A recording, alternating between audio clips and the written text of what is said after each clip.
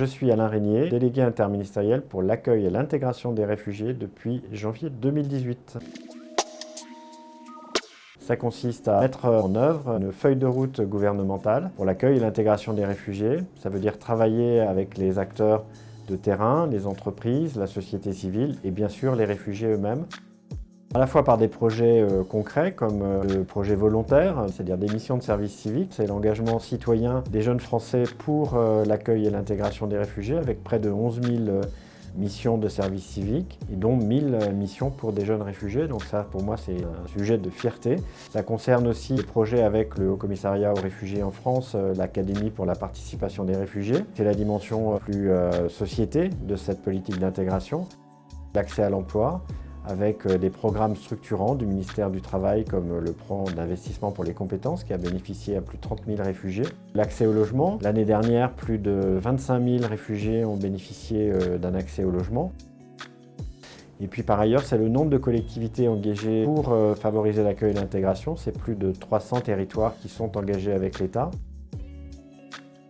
Je voudrais dire, au-delà des chiffres, ce qui m'intéresse, c'est encore une fois la vie des personnes. C'est-à-dire on résume souvent notre société dans des tableaux Excel. Je pense que là, ce qui est important, c'est de parler de la vie des personnes et de leur intégration en France et des conditions de cette intégration. Que les personnes ne soient pas trop longtemps sans rien faire, qu'elles puissent le plus rapidement, parce qu'elles le souhaitent, travailler, qu'elles puissent bénéficier d'un bain linguistique, qu'elles puissent rencontrer des Français, pratiquer du sport. C'est de vivre comme tout le monde dans la société française.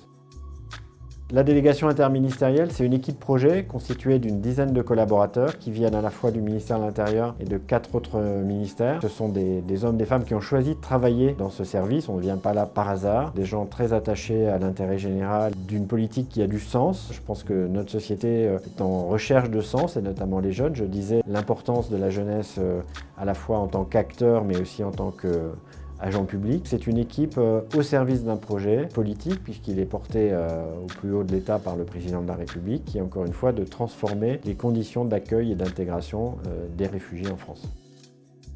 Travailler à l'ADIER, c'est travailler avec des jeunes. Après 35 ans de vie professionnelle, un élément de transmission de savoir et d'expérience. Ce sont des visages qui restent très présents, des contacts par mail, par café, rencontres qui continuent. Je dirais c'est cette richesse humaine d'une petite équipe projet autour d'une dizaine de personnes qui est complétée en permanence par des stagiaires, des contrats courts et c'est de belles aventures humaines.